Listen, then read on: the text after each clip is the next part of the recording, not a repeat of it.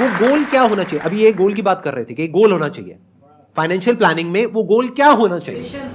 Patience is not a goal, patience is a virtue जो आपको वहां पे जाने में हेल्प करेगा। गोल क्या होना चाहिए? 40s में मेरे पास इतना अमाउंट होना चाहिए कि मैं उससे कुछ अपना बना सकूं, घर बना सकूं या कुछ भी बना सकूं। Exactly, let's give a big hand for her. है ना? परफेक्ट है ना बात? मतलब बेसिकली आपका गोल शॉर्ट टर्म होना ही नहीं चाहिए। अगर एक्चुअल में आप पैसा अच्छा बनाना चाहते हो तो अगर अभी आपकी एज है 20 साल तो आपका गोल यह होना चाहिए कि 20 साल बाद यानी 40 साल की एज में मेरे पास में इतना पैसा होना चाहिए। तो इसका मतलब क्या है? एक बार आपका गोल बन गया तो अब इस गोल से हटना नहीं है, क्योंकि मार्केट क्या करेगा? कभी ऊपर जाएगा, कभी नीचे जाएगा, कभी ये होगा, कभी वो होगा। देखना ही नहीं है, दिमाग ही नहीं लगाना। आपको बस मोटा मोटा दिमाग में ये बना करके रखना है कि जो आने वाले 20 साल हैं वो इंडिया के हैं। I am not just saying it, you can see it for yourself. देखो एक बार इंडिया में क्या हो रहा है, किस तरीके से हो रहा है। Do you buy this point? 100% connected with this point. I can prove this point. करिए प्रूफ। मजा आएगा, करते हैं। हाँ बताइए। आप मुझे बताइए कोई भी इकोनॉमी ग्रो कब करती है? नॉट ओनली इंडिया, कोई सी भी इकोनॉमी ग्रो कब करती है? सर मेनली उस इकोनॉमी में डिमांड हो जिसको फुलफिल करे, कंपनी सप्लाई करें, तो इससे एम्प्लॉयमेंट जनरेट होता है और एम्प्लॉयमेंट जनरेट होगा तो लोगों को स्पेंडिंग सैलरी मिलेगी और उस स्पेंडिंग सैलरीज बनने से और नए बिजनेस क्रिएट होंगे और सप्लाई बढ़ेगी। बिल्कुल सही। स्पेंडिंग पावर जो सबसे मेन वर्ड था, खर्चा, क्योंकि किसी का खर्चा किसी की इनकम होती है, नॉर्मल अकाउंट से। अब हमें यह सोचना है कि क्या इंडिया में खर्चा होगा। उसके लिए क्या करते हैं? सपोज करते हैं ये एक बड़ा सा हॉल है, हमारे यहाँ पे 100-150 लोग बैठे हैं। अभी तो यहाँ पे सारे यंग है, बट फिर भी आप घर पे आके एक्सरसाइज करेगा। घर को 2 पार्ट में डिवाइड कर दीजिएगा। एक तरफ ऐसे लोग रखिए जिनकी एज 30 से ज्यादा है, दूसरी तरफ ऐसे लोग रखिए जिनकी एज 30 से कम है।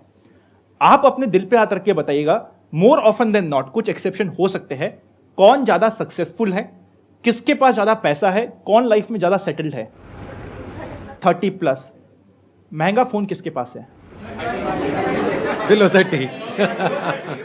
इंडिया में 40 करोड़ लोग ऐसे हैं जिनकी एज 20 से कम है। बच्चे खर्चा करते हैं। जब हम गोल भी बनाते हैं, बच्चे की एजुकेशन, बच्चे की मैरिज, बच्चे के लिए मेरे को ये घर बनाना है, बच्चे के अराउंड हमारे बहुत एक्सपेंडिचर होते हैं। आपने खुद ने प्रूव किया कि महंगा फोन 30 की एज के कम है।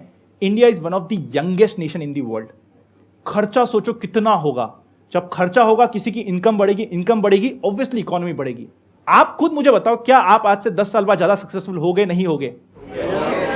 क्या आज से 10 साल बाद ज्यादा, आज जितना आप खर्चा कर रहे हो उससे ज्यादा खर्चा करोगे? नहीं करोगे? तो अगर आप खर्चा करोगे तो क्या कंपनीज ग्रो नहीं करेगी? तो आंसर आपके पास है। कोई वजह ही नहीं है कि ग्रोथ क्यों नहीं होगी अगले 20 साल में। जो भी चाहिए होता है ग्रोथ के लिए, एक बेसिक इंफ्रास्ट्रक्चर चाहिए होता है, इंटरनेट चाहिए होता है, एक यंग पॉपुलेशन चाहिए होती है, स्पेंडिंग पावर चाहिए होती है, अर्निंग पावर चाहिए होती है, वो सब आज हमारे पास में है और वो और इंप्रूव होता चला जा रहा है विद टाइम। पिछले कुछ टाइम में देखो कितनी यूनिकॉर्न्स बनी है। कंपाउंडिंग चल रही है सर, वहां पे भी लग रहा है। वहां पे भी कंपाउंडिंग चल रही है। हर कुछ दिन बाद देखो एक नई यूनिकॉर्न खड़ी हो जाती है। यूनिकॉर्न का मतलब सब लोग समझते हैं ना, मतलब एक ऐसी कंपनी जिसकी वैल्यूएशन है $1 billion, close to around 8,000 crore. ऐसी बहुत सारी कंपनीज हो गई हैं इंडिया में। तो अगर आप देखोगे, ध्यान से समझने की कोशिश करोगे, आने वाले जो 20 साल हैं वो इंडिया के हैं। तो इंडिया में फॉरेन इन्फ्लोज भी बढ़ने वाले हैं। तो अगर आज आपने प्रॉपर्ली इन्वेस्ट नहीं किया तो आप इस अपॉर्चुनिटी को मिस कर दोगे। 20 साल बाद बैठ करके रो रहे होगे। अब दूसरा पॉइंट आता है कि अगर आपको यह बात समझ आ रही है तो अपना गोल बनाओ 20 साल बाद का। मेरे से अगर पूछोगे मेरा गोल क्या है, वो है 20 साल कि अगर आज मैंने म्यूचुअल फंड में पैसा लगाया है, इंडेक्स फंड में लगाया है, मैंने डायरेक्टली स्टॉक्स में नहीं लगाया है, ना मैं ट्रेडिंग करता हूं, ना मैं स्टॉक्स में डायरेक्टली इन्वेस्ट करता हूं, या तो म्यूचुअल फंड्स के थ्रू करता हूं या इंडेक्स फंड के थ्रू करता हूं। तो मैंने जो अपना गोल बनाया हुआ है that is absolutely clear in my mind. 20 साल। लॉन्ग टर्म में क्या होता है कि जो लॉस होता है ना या प्रॉफिट होता है वो परसीव्ड होता है, एक्चुअल नहीं होता है। दोनों में बड़ा फर्क है। ट्रेडिंग में क्या हो रहा है, आप शॉर्ट टर्म में कर रहे हो काम, तो 100 रुपए का 90 रुपए रह गया तो वो परसीव लॉस नहीं है, क्योंकि आपने लिया ही शॉर्ट टर्म के लिए था। आपने सोच करके लिया था कि मैं 1 महीने के लिए ले रहा हूं, तो 1 महीने के अंदर अगर वो 90 रुपए टच कर गया तो आपको बेचना है, ये रूल है आपका। नहीं तो वो 10 रुपए भी रह सकता है। बट लॉन्ग टर्म में क्या होता है कि जब आपने अपना एक गोल बना लिया, जो अभी थोड़ी देर पहले हमने बात करी थी कि अपना एक 20 साल का आपने गोल बना लिया, मानो मैंने अपना एक गोल बना लिया 20 साल का, मेरा मान लो 1 लाख का पोर्टफोलियो है, उसमें से 50,000 रुपए मैंने लगा दिया म्यूचुअल फंड में, 50,000 मैंने लगा दिया इंडेक्स फंड में। अब हुआ क्या, 5 साल बाद मार्केट क्रैश कर गया। हर 5-10 साल में एक बार एक बड़ा क्रैश आता ही आता है। मान लो आधे से क्रैश कर गया, तो क्या मुझे 50,000 का लॉस हो गया? लगाओ दिमाग। लॉस तब हुआ अगर मैंने वो लॉस बुक किया, यानी मैंने बेच दिया तो, मैं बाहर निकल गया तो। नहीं तो वो परसीव्ड लॉस है, वो किताबों में दिख रहा है, एक्चुअल में नहीं है, क्योंकि मार्केट फिर 1-2 साल बाद वापस से ऊपर आएगा। और हर बार जब नीचे के बाद में ऊपर आता है तो पुराने हाई को तोड़ देता है। जैसे कोविड के टाइम पे जो पीक थी सेंसेक्स की, I think that was around 40-45,000 के आसपास में, और एक बार को मार्केट नीचे गया 26,000 तक भी गया था। अभी जो नई पीक बनाई है वो 62,000 के आसपास है। तो अगर कोविड के टाइम पे क्रैश हुआ मार्केट और आपने बेच दिया तो वो एक्चुअल लॉस हो गया आपका। बट अगर आपने होल्ड करके रखा, क्योंकि आपका मोटिव शॉर्ट टर्म है ही नहीं, आपका मोटिव 20 साल का है, तो लॉस कहां हुआ? लॉन्ग टर्म में तो आप 20 साल के लिए आराम से बैठे हो, आपको क्लियर नजर आ रहा है कि 20 साल में आगे ग्रोथ आनी ही आनी है, तो 20 साल में ये होगा, बस खत्म। तो 20 साल तक देखना नहीं है क्या ऊपर जा रहा है क्या नीचे जा रहा है। बिल्कुल ऐसा है जैसे किसी घर में आप रह रहे हो, आपने वो खरीदा घर मानो 50 लाख रुपए का। अब आपने डीलर से जाकर के पूछा, हाँ भाई कितने का है? उसने कहा 30 लाख रुपए का। तो क्या करोगे? घर बेच दोगे? क्या करोगे? रहोगे ना उसी घर में 2-4 साल, 5 साल, 10 साल, फिर वापस वो 1 करोड़ का हो गया तो क्या करोगे? बेच दोगे। बट मान लो आपकी एक विजन है, एक गोल है कि इस घर में मुझे इतने साल ही रहना है, मानो 20 साल तक रहना है, क्योंकि ये 3 BHK है जब तक कि आपके 2 बच्चे हैं। बट मान लो आपके बच्चे हो जाते हैं 20, तो अब आपको बड़ा घर चाहिए ना? हंस क्यों रहे हो? 20 ज्यादा हो गया क्या? कोशिश करो, सब होगा। एवरीथिंग इज पॉसिबल, आसान है।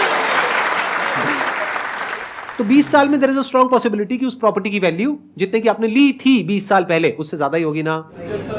तो इसलिए गोल सेटिंग बहुत इंपॉर्टेंट है इन्वेस्टिंग में। सर आपने एक सबसे पहले तो बहुत प्यारी बात बोली। वैसे आप सारी प्यारी बोलते हो, मेरे को तो खुद को यहाँ पे बैठे बैठे मैं खो जाता हूँ, फिर मेरे को रियलाइज होता है उस बारी मेरे को भी बोलना है इतना।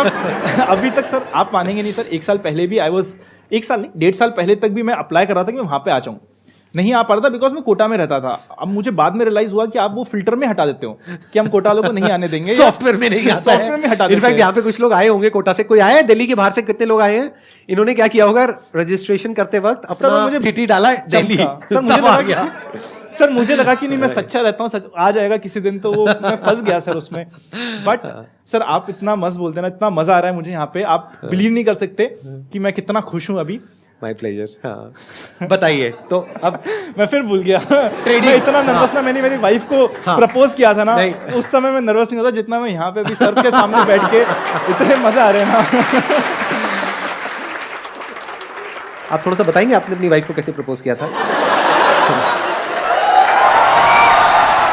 थोड़ा टॉपिक को चेंज करते हैं ना, मतलब कैसे मिले, क्या थोड़ा लव स्टोरी बीच में एक। सर अरेंज मैरिज है, फैमिली ने मिलाया था, मिलाने के रफली 3 महीने बाद तक मैंने रिप्लाई नहीं दिया बिकॉज मेरा एक एग्जाम आया हुआ था। मैंने कहा मैं एग्जाम के बाद इस पर ध्यान लगाऊंगा, क्योंकि घर वाले बोल के रखे थे कि बेटा प्यार मोहब्बत धोखा है, पढ़ ले बेटा मौका है, तो मैं पढ़ने पे ध्यान दे रहा था।